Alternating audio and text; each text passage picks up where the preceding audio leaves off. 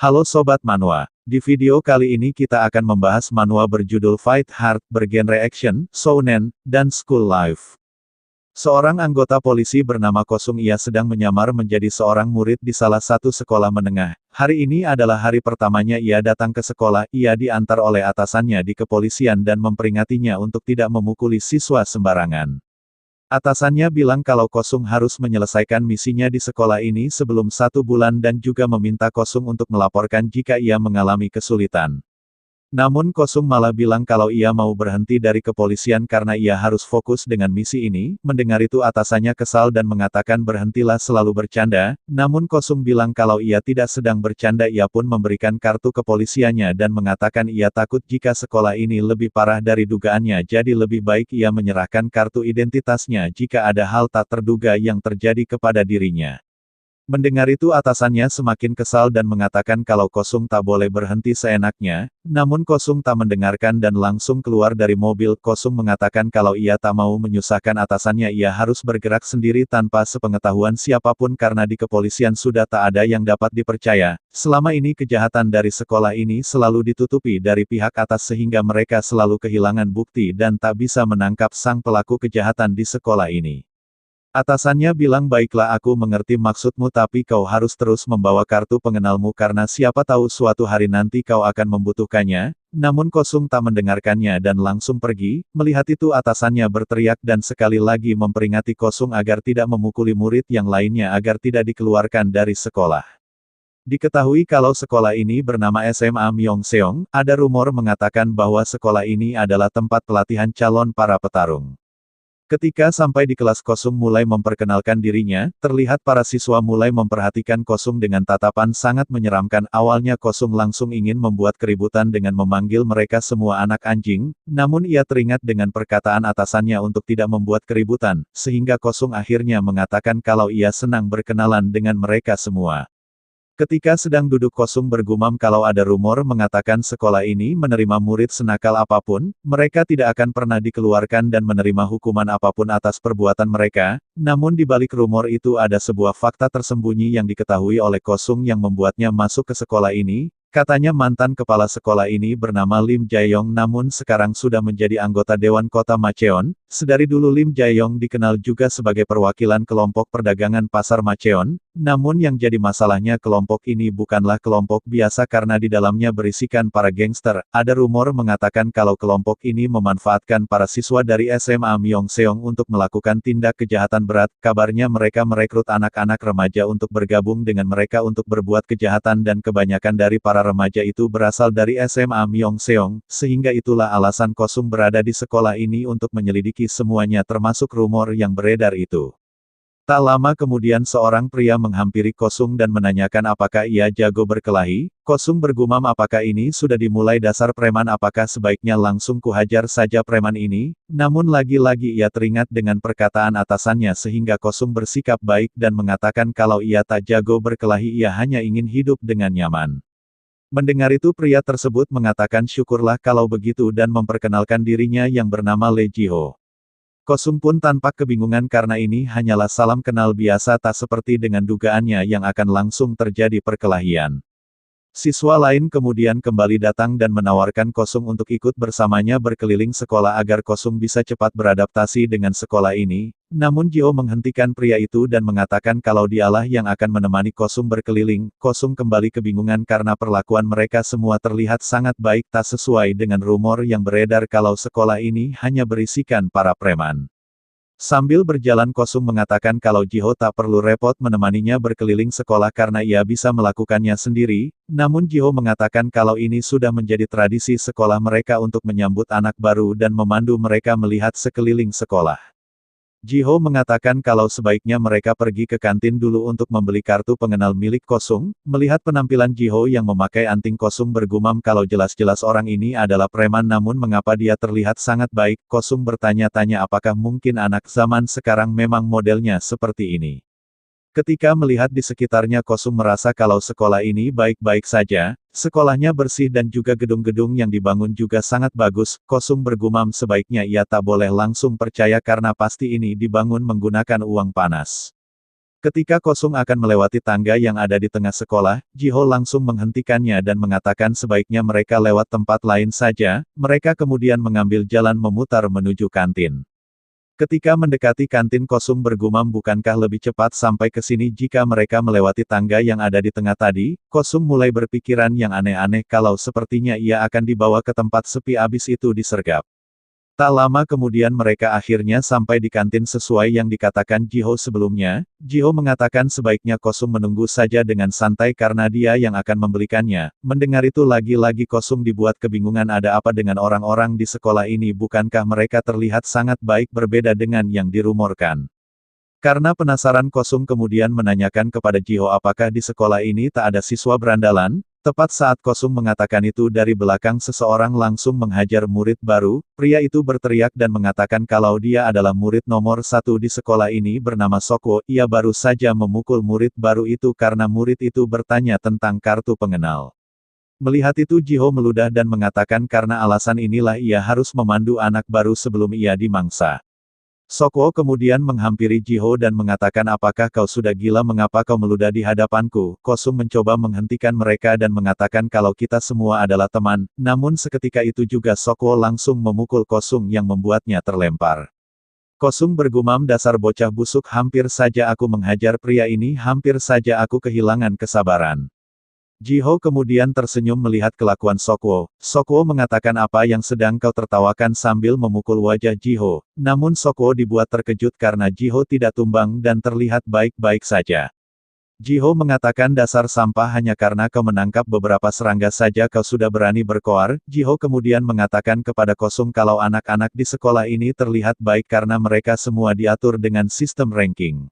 Setelah mengatakan itu Jiho langsung menghajar Sokwo. Walaupun tubuh Sokwo jauh lebih besar dan kekar, namun ia dihajar habis-habisan oleh Jiho tanpa bisa melakukan perlawanan.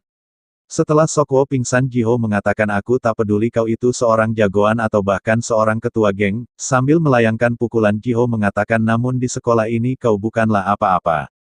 Setelah itu Jiho menghampiri Kosung dan memberikan kartu namanya, namun Kosung menolaknya dan mengatakan kalau ini bukanlah namanya. Jiho bilang kalau sebaiknya Kosung mengambilnya saja dulu. Jiho menjelaskan kalau sekolah ini dibagi menjadi 2 murid, yaitu kaum belajar dan kaum berkelahi, dan untuk membedakannya dilihat dari kartu pengenal yang dipakai setiap murid. Jiho bilang kaum berkelahi seperti kami tidak akan mengusik kaum belajar seperti Kosung tanpa alasan karena itu sudah menjadi aturan di sekolah ini. Itu pun berlaku jika kaum belajar seperti Kosung memakai kartu pelajarnya dengan benar. Namun Jiho bilang aturan yang terpenting adalah siapapun yang membelikan kartu pengenal itu untuk orang lain ataupun murid baru, maka murid itu harus membayar kepada sang pemberi sebanyak 500.000 won tiap bulan atau sekitar 5 juta rupiah. Jiho bilang karena Kosung sudah mendapatkan kartu pengenalnya dan itu dari dirinya, maka mulai sekarang Kosung harus membayar jatah bulanan sebesar 500.000 won. Setelah mengatakan itu Jiho menyuruh Kosung untuk segera pergi karena urusannya sudah selesai. Ternyata sedari awal tak ada orang baik di sekolah ini, yang ada hanyalah orang yang berpura-pura baik untuk mencari keuntungan. Sambil berjalan pergi Jiho memperingati Kosung untuk tidak melewati tangga tengah yang berada di sekolah ini karena tangga itu khusus dibuatkan untuk kaum berkelahi seperti mereka. Mendengar itu sambil tersenyum Kosung bergumam, sudah kuduga sekolah ini ternyata memang tidak biasa. Ketika kembali ke kelas Kosung bilang kalau ini cukup bagus, tak banyak yang perlu ia perhatikan karena murid di sekolah ini hanya dibagi menjadi 2 tipe murid. Kosung mulai berpikir kalau ia harus segera mencari tahu jumlah murid berkelahi yang ada di sekolah ini dan seberapa kuat mereka. Kosung yang sedari tadi berpikir dan tak memperhatikan jalan, ia pun menabrak seorang siswa. Pria itu mengatakan, apakah kau sudah sinting, apakah matamu ingin kucopot? Mendengar itu Kosung pun tampak sangat kesal dan ingin menghajar mereka, namun ia mencoba menahan dirinya dan meminta maaf dan langsung bergegas pergi. Kosung kemudian melihat ponselnya yang berisikan informasi yang perlu ia lakukan di sekolah ini. Kosung mengatakan kalau sebaiknya ia mencari seorang murid bernama Shin Tae-jin, salah satu orang yang melaporkan tentang kejahatan di sekolah ini. Sementara di belakang sekolah terlihat Shin Tae-jin sedang bertarung dengan murid lainnya. Di situ ia dihajar habis-habisan oleh seorang pria besar. Walaupun sudah dihajar berkali-kali, Tae-jin tetap mencoba bangkit, di mana itu membuat pria besar tersebut menjadi sangat kesal dan terus menghajar Tae-jin dengan brutal. Di sana ada juga beberapa siswa yang melihat pertarungan mereka, mereka mengatakan kalau pertarungan ini sudah berlangsung selama 1 minggu namun belum ada yang menyerah. Tak lama kemudian Taijin terlihat terkapar di tanah, melihat itu mereka mengatakan kalau sepertinya pertarungan ini sudah selesai sebaiknya kita segera pergi, namun saat mereka akan pergi Taijin ternyata kembali bangkit dan entah bagaimana caranya ia sudah menumbangkan pria besar itu.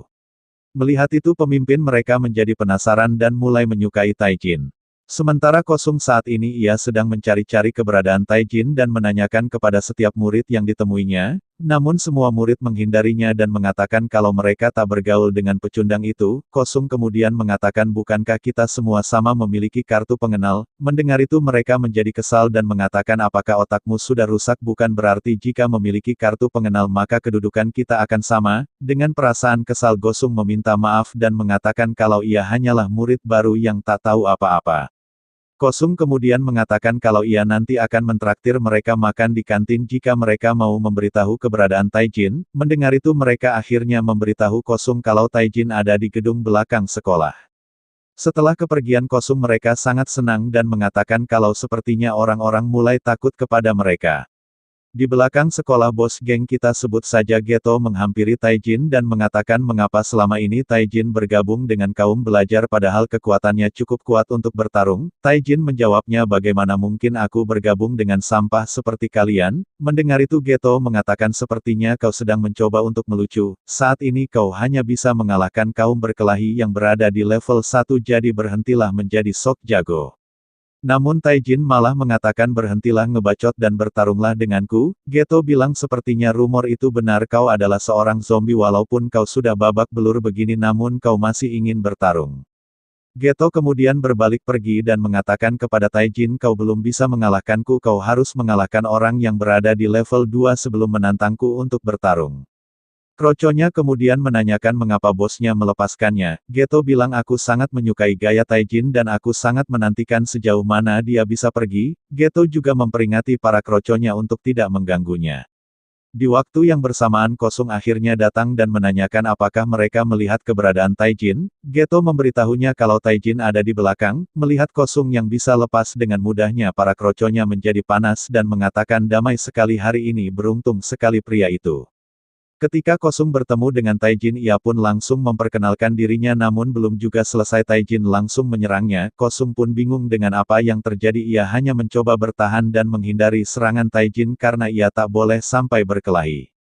Sambil bertahan Kosung mencoba berbicara dengan Taijin namun Taijin sama sekali tak mendengarkan, ia malah terus-menerus memukul Kosung dengan bertubi-tubi, hingga ketika wajah Kosung tak sengaja terkena pukulan ia mulai kesal dan secara spontan ia langsung meraih kera baju Taijin dan setelah itu ia langsung membantingnya ke tanah.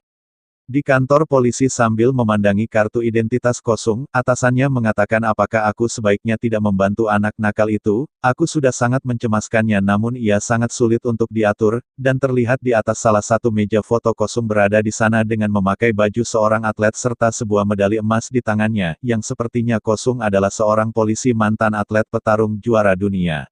Setelah membanting Taijin ke tanah ia pun menjadi tak sadarkan diri, melihat itu Kosung menjadi panik dan mengatakan mampuslah aku. Kosung bilang ini salah dia sendiri karena langsung menyerangnya, ia sangat berharap tak ada orang yang melihat kejadian ini. Kosung dengan panik ia langsung pergi dari tempat itu agar dia tidak disalahkan, namun ternyata dari balik tembok Jiho melihat semua aksi Kosung barusan. Tak lama kemudian Taijin akhirnya sadar, ia menjadi sangat kesal karena sudah dikalahkan. Sepulang sekolah Kosung menggaruk kepalanya dan mengatakan rasanya ini seperti mau gila, ia masih memikirkan kejadian tadi dan mengatakan ini sungguh tidak beres, orang yang seharusnya menjadi sumber informasinya malah ia hajar bahkan sampai membuatnya pingsan. Kosung mengatakan sebaiknya ia harus bergerak sendiri kalau sudah seperti ini. Kosung bilang ia akan pergi ke tempat kejadian perkara itu sendiri. Di waktu yang bersamaan preman sebelumnya melihat Kosung dan menyuruhnya untuk kemari. Kosung yang tak mau terlibat dengan mereka ia pun melarikan diri. Melihat itu mereka pun mengejarnya. Sambil berlari Kosung mengatakan dasar para bocah, aku sangat benci berurusan dengan para preman ini. Tak lama kemudian ia teringat kalau besok ia harus membayar uang bulanan kepada Jiho, ia pun berhenti berlari dan mengatakan apakah sebaiknya aku hajar saja mereka semua dan meminta uang mereka. Ketika salah satu pria akan menangkapnya, Kosang kembali melanjutkan berlari dan mengatakan sebaiknya ia tak boleh membuat keributan lagi. Kosang pun menambah kecepatannya dan membuat semua orang tertinggal. Mereka pun sangat kelelahan dan tak sanggup mengejar. Mereka mengatakan apa-apaan orang gila itu mengapa larinya sangat cepat, dan ternyata bukan hanya mereka yang mengejar, di situ ada Taijin juga yang ikut mengejar, namun ia juga sudah sangat kelelahan dan tak bisa mengejar lagi. Keesokan harinya Kosang menemui Jiho dan menyetorkan uangnya. Sambil tersenyum ramah Kosang mengatakan mohon kerjasamanya. Di dalam hatinya ia bergumam jika investigasinya sudah selesai ia berjanji akan kembali mengambil uangnya dan menghajar Jiho bajingan ini. Namun Jiho malah mengatakan kalau Kosang tak perlu membayarnya, simpan saja untuk saat ini. Kosang menjadi kebingungan dan bergumam apa sebenarnya maunya si bajingan ini. Jiho melanjutkan kalau mulai sekarang Kosang harus membayar 1 juta won karena 500.000 won saja sudah tidak cukup. Mendengar itu Kosang terkejut dan mengatakan mengapa harganya bisa menjadi 2 kali lipat. Jiho bilang kemarin ia melihat Kosang menghajar Taijin di belakang sekolah. Jiho menjelaskan kalau anak kemarin adalah Taijin, belakangan ini dia menjadi lumayan terkenal. Sebenarnya dulu dia hanyalah anak pendiam dari kaum belajar, namun suatu hari tiba-tiba saja ia mulai menggila dan memukuli salah satu anggota dari kelompok MAD. Dan tentu saja anggota yang lain tak tinggal diam dan mulai memukuli Taijin, namun meski ia sudah dipukuli dengan berkali-kali Taijin tetap bangkit layaknya seorang zombie dan mulai memburu mereka semua. Mendengar itu Kosang bilang lalu apa hubungannya dengan kenaikan kartu pelajarnya. Jiho kembali menjelaskan kalau di sekolah ini kaum berkelahi dibagi menjadi 4 kelompok. MAD adalah kelompok terbesar yang melingkupi 40% kaum berkelahi di sekolah ini. Singkatnya mereka adalah kelompok orang nomor 1 di sekolah ini. Kelompok MAD suka sekali menangkap para serangga di mana serangganya adalah seorang siswa. Mereka suka bermain-main dengan para siswa dan saat ini serangga mereka adalah Taijin yang mencoba memburu dan menghancurkan mereka. Sebenarnya bisa saja mereka langsung menyingkirkan Taijin, namun mereka menikmatinya dan menganggap ini sebagai sebuah pesta melihat serangga yang sedang berusaha menggigit seekor monster. Namun yang jadi masalahnya Kosang telah berurusan dengan Taijin yang pastinya Taijin tak akan tinggal diam jika dilihat dari sifatnya ia pasti akan mencoba membalas dendam. Dengan balas dendam ini kesenangan kelompok MAD akan hilang karena sekarang Taijin hanya fokus balas dendam kepada Kosang. Oleh sebab itu Jiho bilang harga kartunya menjadi naik demi terjaminnya keselamatan Kosang karena sebentar lagi kelompok MAD pasti akan mengincar Kosang juga karena telah mengganggu kesenangan mereka. Sambil berjalan pergi Jiho bilang sebaiknya Kosang membayarnya besok saja senilai 1 juta won. Mendengar itu Kosang bergumam apakah sebaiknya langsung kubunuh saja orang ini. Tak lama kemudian Kosang kini telah berada di salah satu pusat perbelanjaan. Di situ ia sedang meminta kepada petugas yang berada di sana untuk diizinkan memeriksa CCTV karena tempat kejadian perkara dekat dengan toko ini. Namun petugas itu mengatakan kalau ia tak boleh memperlihatkan rekaman CCTV kepada sembarangan orang. Di situ Kosang mencoba meyakinkan petugas kalau dia adalah seorang polisi, namun saat ini ia lupa membawa kartu pengenalnya. Petugas dengan wajah malas ia mengatakan sudahlah, berhentilah berbohong dan segeralah pergi dari sini, jika tidak ia mengancam akan memanggil polisi. Mendengar itu Kosang yang tak mau sampai polisi lain mengetahui misi rahasianya, ia pun akhirnya pergi sambil bergumam dasar sialan, aku pasti akan datang lagi. Sambil berjalan Kosang kesal dan mengatakan padahal CCTV di tempat ini sangat dekat dengan kejadian perkara, bukti CCTV yang lokasinya lebih dekat sudah diabaikan dan lenyap karena kasus ini dianggap kalah penting dibandingkan dengan kasus yang lain. Kosang bilang beberapa bulan yang lalu di tempat ini seorang anak dari SMA Myeongseong ditemukan tewas. Kasusnya selesai hanya dengan kesimpulan bunuh diri. Ia bunuh diri karena tak tahan dibully di sekolah, tapi semua orang tahu persis orang itu ada di belakang insiden waktu itu dan begitu juga dengan kali ini. Namun semua orang menutup mata dan mengatakan kalau mereka tak punya bukti tentang pembunuhan. Salah satu atasannya bilang jika Kosang ingin menangkap orang itu maka setidaknya ia harus memiliki bukti pembunuhan. Oleh sebab itulah mengapa Kosang sekarang berada di sini, ia berjanji akan menemukan bukti dan menangkap orang itu. Kosang kemudian naik ke atas gedung tempat kejadian itu, namun di atas gedung ternyata Taijin sudah berada di sana. Taijin bilang apakah kau mengikutiku ke tempat ini, siapa kau sebenarnya? Belum juga Kosang mengatakan apapun Taijin langsung berlari ke arahnya dan mulai menyerang, namun dengan mudahnya Kosang kembali menumbangkan Taijin dengan menendang salah satu kakinya sehingga keseimbangan Taijin menjadi goyah dan terjatuh ke lantai. Kosang kemudian menanyakan mengapa Taijin semarah itu padahal dialah yang memulai semua ini. Sambil menatap Taijin, Kosang bilang, jika kau ingin datang kepadaku sebaiknya kau tidak langsung pingsan karena ada yang perlu aku tanyakan. Namun Taijin malah langsung ingin menggigit pergelangan kaki Kosang sambil mengatakan persetan denganmu. Beruntung Kosang cepat bereaksi dan menendang wajah Taijin. Kosang bilang, apakah kau sudah gila, apakah kau sudah berubah menjadi anjing, mengapa kau mencoba menggigitku? Tak berhenti sampai di situ Taijin kembali bangkit dan kembali menyerang Kosang dengan bertubi-tubi sambil mengatakan, siapa kau sebenarnya ini? Merasa kalau Taijin sangat sulit untuk diajak bicara, Kosang mulai menggunakan sedikit kemampuannya, ia menahan serangan Taijin dan memberi luka ringan pada persendiannya. Melihat Taijin yang tersungkur di tanah, Kosang bergumam kalau ia sangat yakin sebentar lagi Taijin akan menyerah karena telah menyadari perbedaan kemampuan mereka berdua cukup jauh. Namun berbeda dengan perkiraan Kosang, Taijin malah semakin murka. Ia kembali melancarkan serangan. Kosang yang tak punya pilihan lain, ia akhirnya melancarkan serangan ke wajah Taijin. Setelah itu ia memukul rusuk kiri dan kanan Taijin. Kosang bergumam ia sebenarnya tak mau melakukan hal ini, namun tubuhnya seperti bergerak sendiri ketika menyadari ada sebuah ancaman. Di serangan terakhir Kosang menjadi panik karena pukulannya tepat mengenai dagu Taijin yang merupakan serangan yang cukup mematikan. Namun betapa terkejutnya Kosang karena Taijin ternyata mampu menahan semua serangannya barusan. Kosang mengatakan, ada apa dengan anak ini, apakah dia adalah zombie? Taijin kemudian kembali menyerang dengan niat membunuh yang lebih mengerikan. Melihat itu Kosang bergumam, apakah ini alasan Taijin disebut sebagai zombie? Walaupun dia telah berkali-kali terkena serangan namun dia selalu bangkit seperti tak terjadi apa-apa pada tubuhnya. Kosang mengatakan kalau sudah begini ia tak punya pilihan lain. Ia kemudian memegang kera baju Taijin dan kembali membantingnya seperti yang dilakukannya di sekolah sebelumnya. Namun ternyata Taijin sudah belajar dari kesalahannya sehingga ia mampu bertahan dari bantingan itu. Ia menggunakan kakinya sebagai tumpuhan ketika kepalanya akan terbentur ke lantai. Setelah itu ia membuka mulutnya dan berniat menggigit Kosang. Beruntung Kosang kembali menghindarinya dengan menghajar wajah Taijin. Di sini Kosang bergumam apakah orang ini sudah benar-benar gila, dan juga ia bertanya-tanya apakah orang ini adalah orang yang dia kalahkan sebelumnya, mengapa orang ini semakin kuat dan liar. Taijin dengan tatapan seperti zombie ia kembali bangkit dan menyerang. Kosang kemudian mulai mengunci persendian Taijin dan setelah itu ia meraih leher Taijin dan membuatnya tak bisa bernafas. Namun meski begitu Taijin masih saja memberontak dan memukul kepala Kosang dengan salah satu tangannya. Kosang pun tak mau mengalah dan terus mengunci leher Taijin dan tak lama kemudian Taijin akhirnya tak sadarkan diri. Nah, sekian dulu pembahasan kita kali ini. Jangan lupa aktifkan notifikasinya agar kalian tidak ketinggalan cerita selanjutnya. Sobat Manhwa undur diri, bye-bye.